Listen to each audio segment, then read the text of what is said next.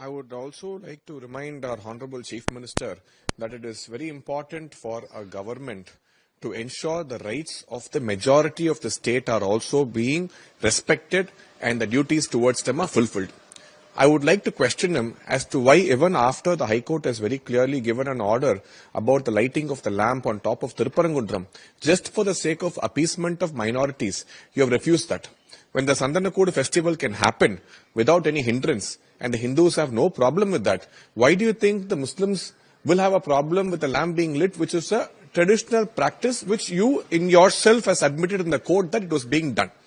So after all that, when you are not interested in respecting the rights of the majority, the beliefs of the majority, I don't think you should be preaching about how the minority should be treated.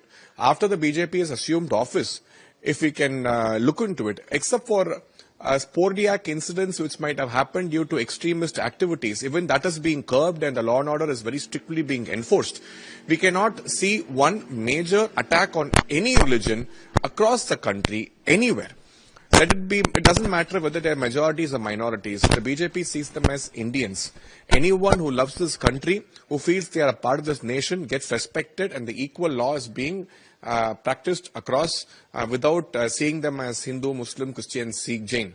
So that is how Sri Narendra Modi's government is looking at the people of this country. So I don't think Sri M.K. Stalin's attempt to be giving such statements out of despair to try and cause a communal harmony out of which they are trying to fish, and with an election is going to really help them.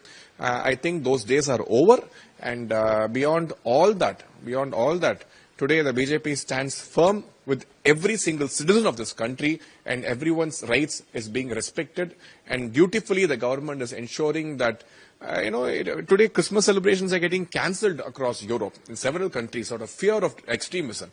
But in India, you go to any mall, you go to any place, we see Christmas celebrations being taken place without any fear or without any incidents, untoward incidents happening. Now, this clearly goes to show the it's in the DNA of Hindus, the majority of the country, to allow any person to practice their religion without any fear and without any hindrances. And I think we should really appreciate the majority of this country for being such a tolerant lot. And the government is ensuring that everyone's rights are being respected.